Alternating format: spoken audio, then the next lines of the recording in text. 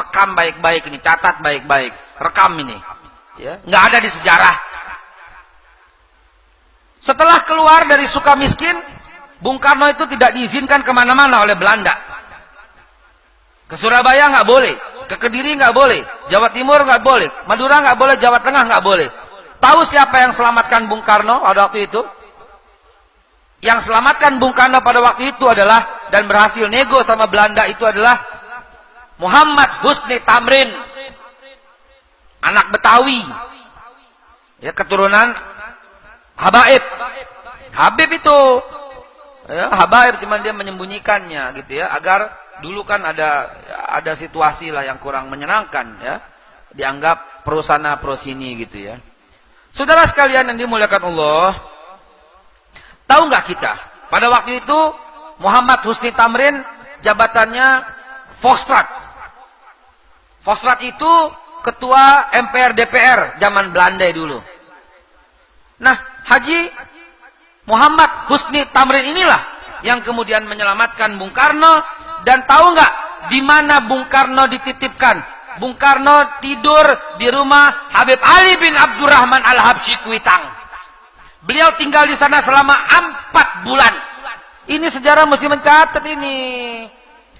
Ya, para habaib itu perannya sampai kayak begitu dengan kemerdekaan. Jangan macam-macam gitu loh.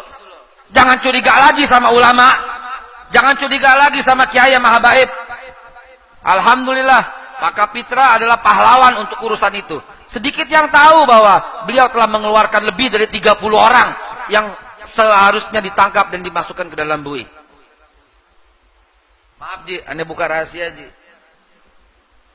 Ya, setiap orang sujud itu beliau mendapatkan pahalanya, terutama yang dikeluarkan itu. Ya, saudaraku sekalian, ini catat gitu loh dalam sejarah biar tahu. Bung Karno pada waktu itu nggak demen maulid, nggak demen tahlil. Uang dia dibesarkan, kalau sekarang Wahabi lah begitu ya. Beliau berguru sama Habib Ali bin Abdurrahman Al-Habsyi, sehingga dia demen pakai sarung. Bahkan atas jasa Habib Ali bin Abdurrahman Al-Habsyi yang berhasil menyampaikan ke Bung Karno, maulid diadakan di istana, dilanjutkan oleh Pak Harto, dilanjutkan oleh Pak Habibie, dilanjutkan oleh Pak Habibie siapa? Gus Dur, dilanjutkan oleh habis Gus Dur siapa? SBY. SBY gitu loh. Pernah ya? Lupa saya, Masya Allah. Maaf mak. Ya, SBY. Lalu kemudian sampai sekarang tuh jasanya Habib Ali bin Abdurrahman Al-Habsyi yang membuat maulid di istana pada waktu itu. Dan karena Bung Karno yang pada waktu akhirnya suka dengan maulid. Nah, ini membekas pada jiwa Bung Karno. Jadi antum ketahui setiap apapun Bung Karno pasti minta nasihat dari Habib Ali bin Abdurrahman Al-Habsyi, guru utamanya. Sehingga jasa Habib Ali bin Abdurrahman Al-Habsyi terhadap kemerdekaan luar biasa.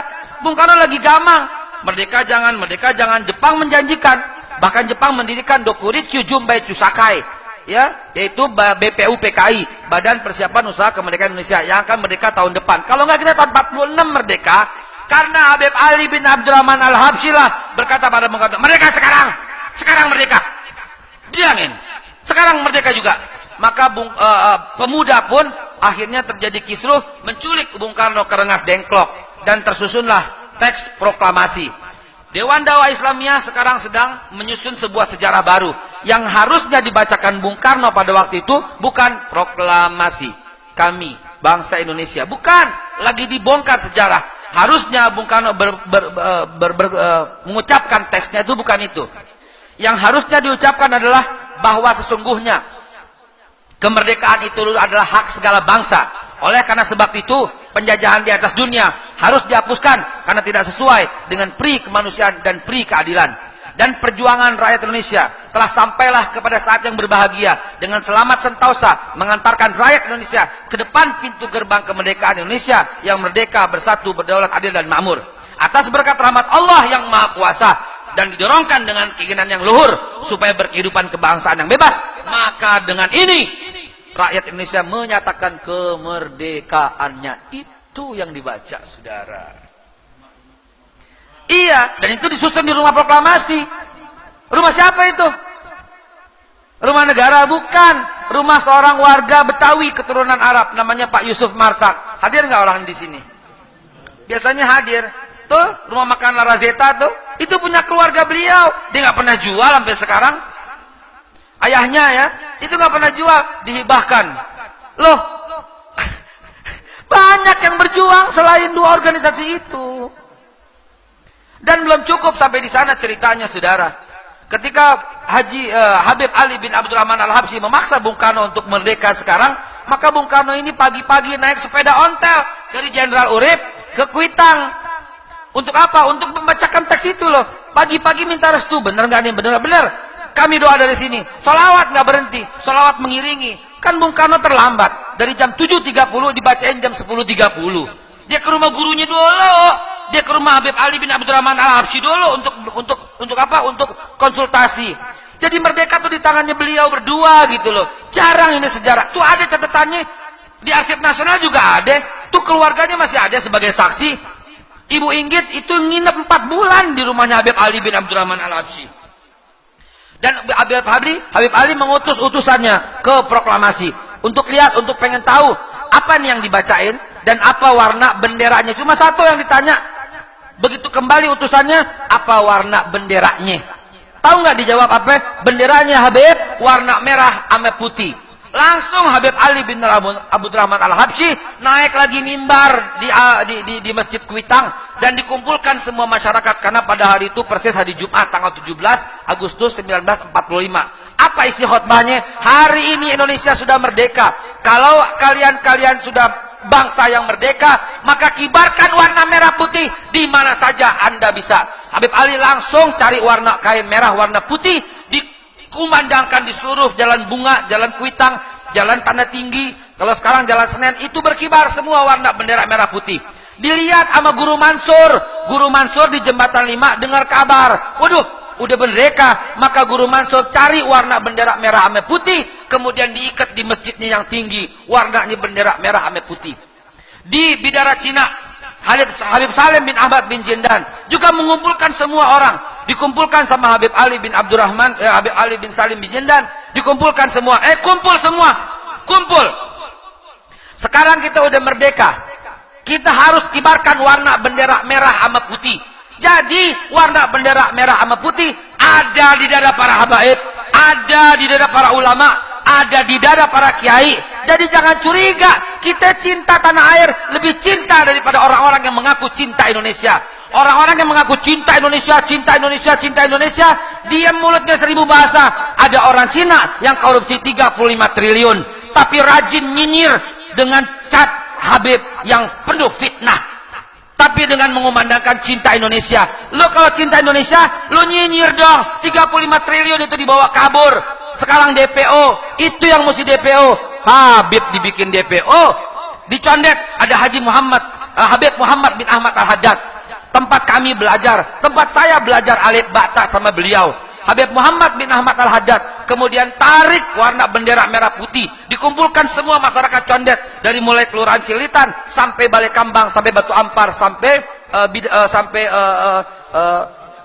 Kampung Gedong. Dulu namanya Kampung Gedong, sampai sekarang masih Kampung Gedong. Tuh ada saksinya tuh, dibakar sama Jepang pada waktu itu.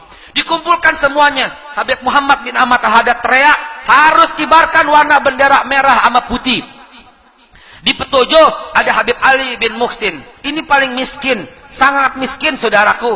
Pada waktu itu beliau akhirnya mencari dan tidak ada kecuali hordeng yang berwarna merah. Didedel hordengnya itu, dijahit sama jubahnya yang berwarna putih untuk dikibarkan di Petojo. Di Menteng ada Guru Romli. Guru Romli juga begitu dikumpulkan semua. Di Cipete ada Guru Naim. Guru Naim juga mengumpulkan semuanya. Di Kampung Melayu ada Ki Haji Thohir Rohili yang punya At-Tahiriyah. Dikumpulkan semua santrinya. Di Bukit Duri ya ada Abdullah Syafi'i, Kiai Haji Abdullah Syafi'i. Dikumpulkan semua muridnya ini, dikumpulkan semua untuk menyiarkan warna bendera merah sama putih. Di Mangga 2 ada Habib Alwi Jamalulail. Habib Ali Jamalulail mengumpulkan semuanya dan orang yang paling dicari sama Jepang pada waktu itu. Di Bekasi ada Kiai Haji Nur Ali. Dia kumpulkan semua. tanggal 16 bulan Agustus, sehari setelahnya Jepang marah, Jepang jengkel, dicari itu semua tuh para pelaku-pelakunya, dari mulai Habib Muhammad, Habib Ahmad, Habib Salim, Habib Ali, dicari semuanya, dicari, dikumpulkan, ditangkep-tangkepin, disetrum, dipenjara, dipopor. Palanya Habib Ali bin Abdurrahman Al-Habsyi itu bocor berdarah-darah, nggak putus darahnya sampai dia kembali ke Kuitang, saudara. Ini ulama, ini para habaib yang ikut berjuang, dan setelah di black dadanya semuanya pasti ada warna bendera merah sama putih. Takbir, takbir. Jangan lagi curiga saudaraku dengan kiai, jangan lagi curiga sama ulama. Warna bendera merah sama putih ada di dada kami, saudara. Sampai hayat di kandung badan kami paham, kami ngerti gitu loh, bahwa mempertahankan NKRI bagian daripada jihad. Hanya habaib, kiai, ulama dan umara pada zaman itulah yang mengumandangkan fatwa jihad untuk melawan Belanda dan Jepang. Yang lain tidak bersuara apapun. Silahkan coba cari mana ada suara dari mereka, saudaraku. Karena itu jangan lagi curiga sama ulama, jangan lagi curiga sama kiai, jangan lagi curiga sama habaib. Mereka adalah para pejuang, pahlawan tanpa tanda jasa. Kalau tidak ada mereka, kemungkinan besar kita belum merdeka, saudaraku. Karena itu, mulai sekarang jaga yang empat, kaki jadi kepala, kepala jadi kaki, nggak boleh lepas. Pertama, Al-Quranul Karim. Yang kedua, hadis Nabi SAW.